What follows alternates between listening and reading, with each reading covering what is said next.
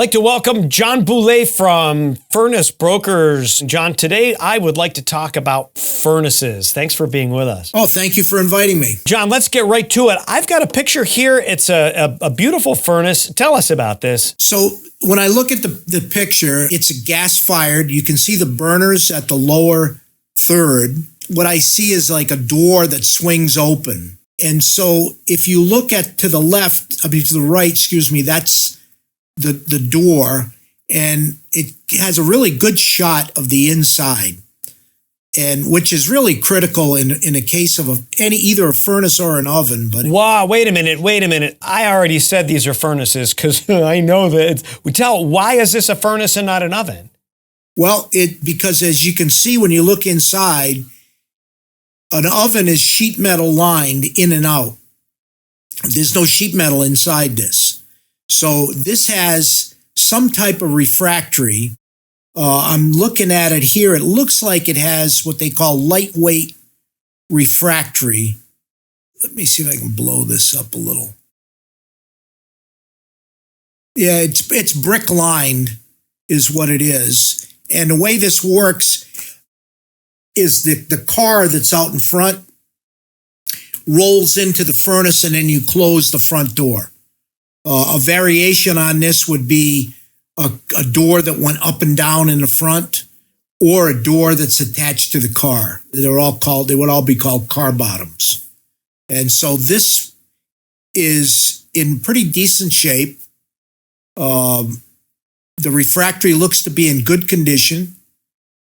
So when you're looking at it, that's what you want to do. Is there any brick falling down inside?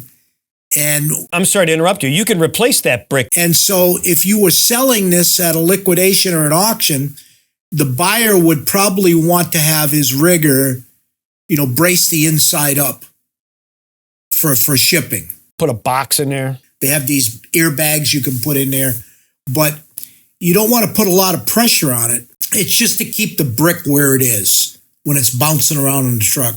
And the airbags are not that expensive. Whereas with an oven, you just load it on the truck. You don't have to worry about anything falling off. So if you've got a furnace that's lined with refractory, you better be paying attention to it. Your rigger better be paying attention to it. Let's look at the green one. Why is this different than the other one? I mean, other than probably the apparent age of it, but from a condition perspective, what do you think of this? And again, this is a furnace. This looks a little older, but it's bigger.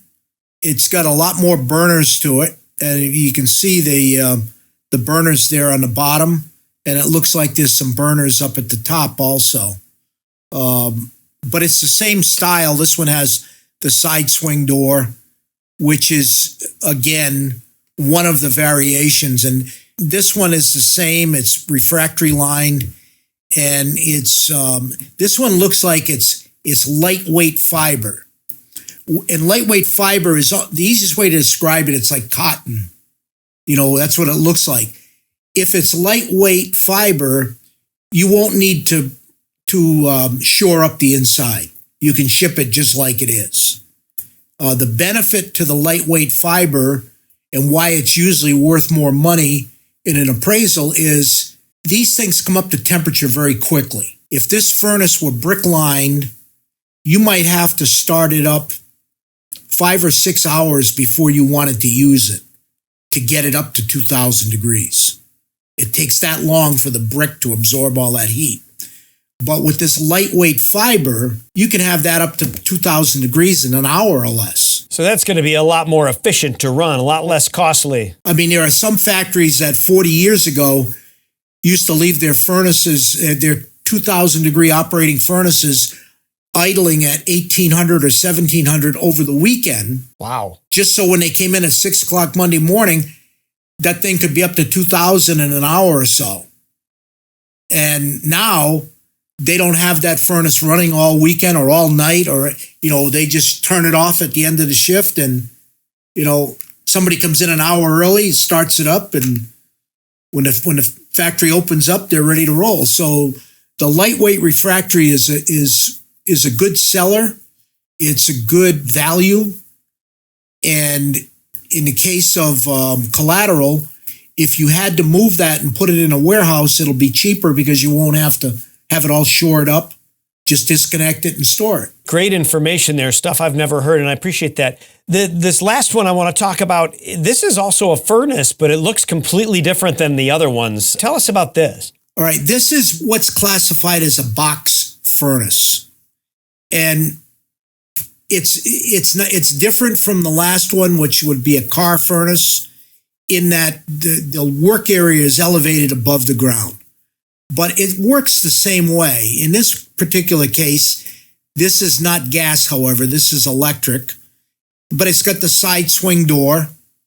And again, the vast majority of this type of furnace would have a vertical lift door, air-operated or hand-operated, but there are side swing doors out there, and this is one of them. It's brick-lined, and the controls are state-of-the-art, somewhat, controls. So digital controls came out in force in heat treating in the early 90s, mid-90s. They'd been out before that, but heat treat was very slow to the party.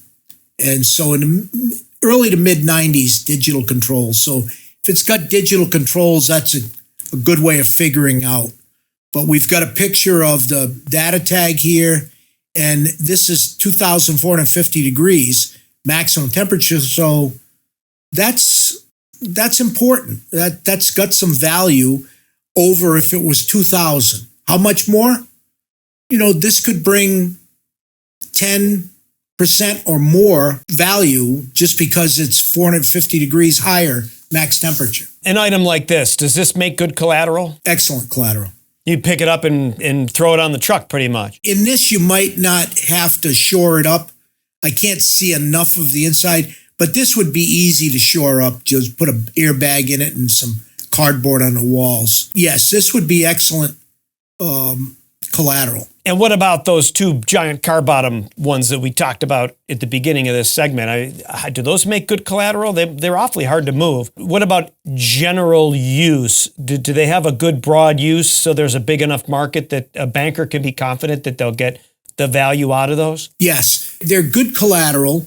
The car bottoms we looked at earlier were probably designed for some type of ceramic processing, but they're used in metal processing all the time.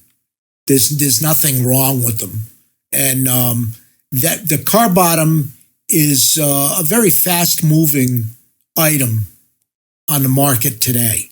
There's a lot of people looking for them. There's not a lot of them available. Wow, and it's a mystery to most of us in this industry and the appraisers and the auctioneers out there. We see them, and if we all understood them at the level that you do, we'd all be better for that. John, really appreciate you sharing your knowledge with us today. Oh, thank you. Thank you for inviting me.